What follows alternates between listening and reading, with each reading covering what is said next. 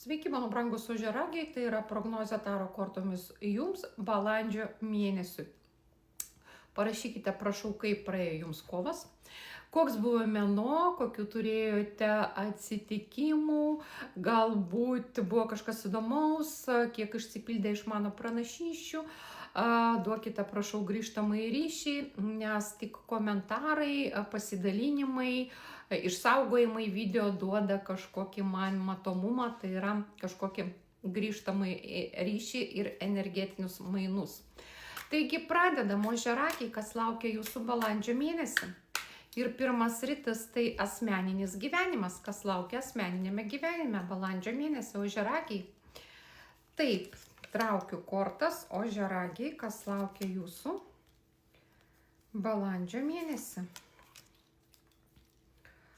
Taip, fortūnos ratas iškrenta kortą, žiūrėkite, jūsų kažkoks tai ciklas gyvenime pasibaigia.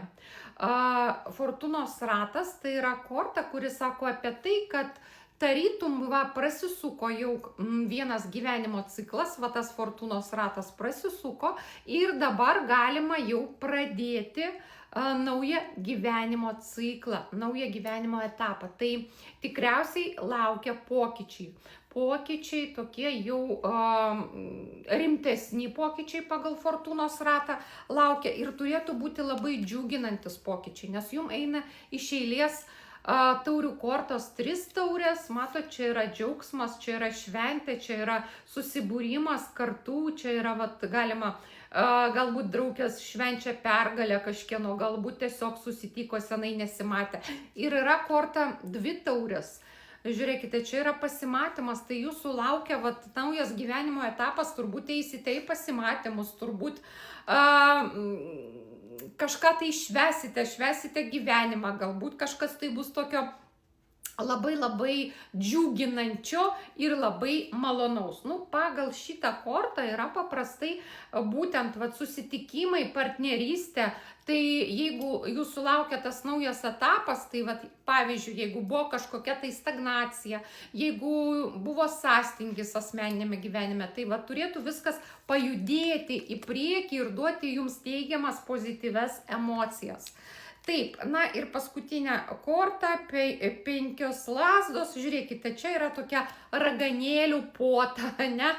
Raganos susirinko ir ten daro kažkokį ritualą. Žiūrėkite, tradicinė reikšmė 5 lazdų tai yra kažkokia konkurencija ir kova, bet čia yra, kaladė raganų taro. Tai šitoj kaladėje, aišku, pavaizduotas raganaitės ir čia yra būtent biški tokia minkštesnė reikšmė. Čia viena, kaip sakant, stabdo tą diskusiją, sako stop,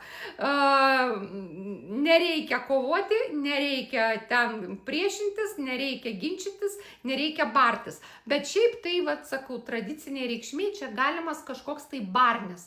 Arba tarpusavio konkurencija. Žiūrėkite, brangieji, galbūt jūsų tas pasimatymas, jūs būsite ne viena arba ne vienas, aš turiu omenyje, jūs turėsite dar nukonkuruoti kažkokį žmogų.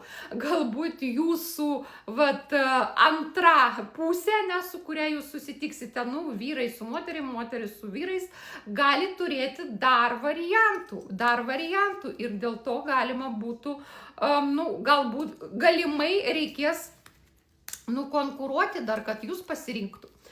Taip, jeigu jums žinoma, tai bus svarbu ir jums su tuo žmogum bus pakeliu ir jūs norėsite tolimesnių santykių.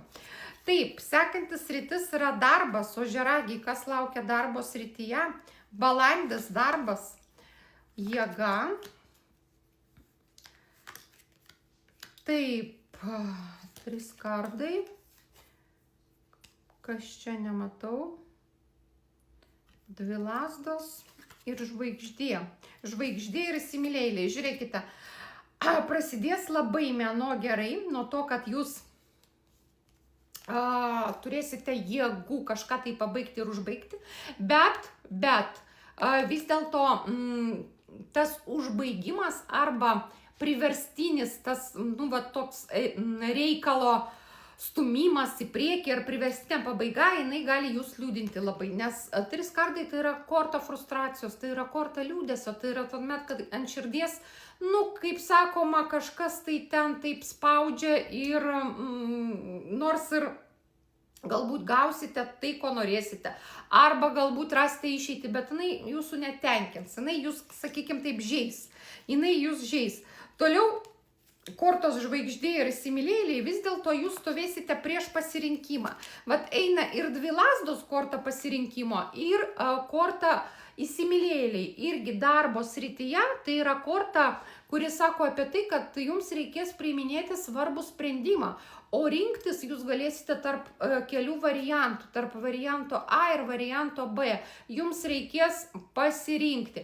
Žvaigždė, žinoma, jinai duoda šansą išsipildyti jūsų viltims, jinai duoda šansą išsipildyti jūsų lūkesčiams, pateisinti jūsų lūkesčius darbo srityje. Tai vat jūsų tas kažkoks tai reikalas, kuris, tas pasirinkimas jūs gali žeisti. Jūs gali žeisti. Vis dėlto reikės kažką tai paaukoti, kad gauti tai, ko jūs norite darbiniai sferai.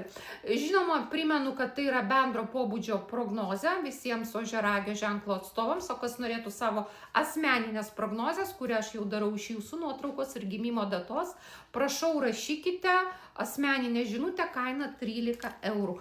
Ir paskutinė sritis, tai yra sveikata. Sveikata. Kokia bus jūsų sveikata? Taip, sveikata. Saikingumas, velnias ir pažas taurių. Žiūrėkit, problemų gali būti su krauju, su skysčiais organizme.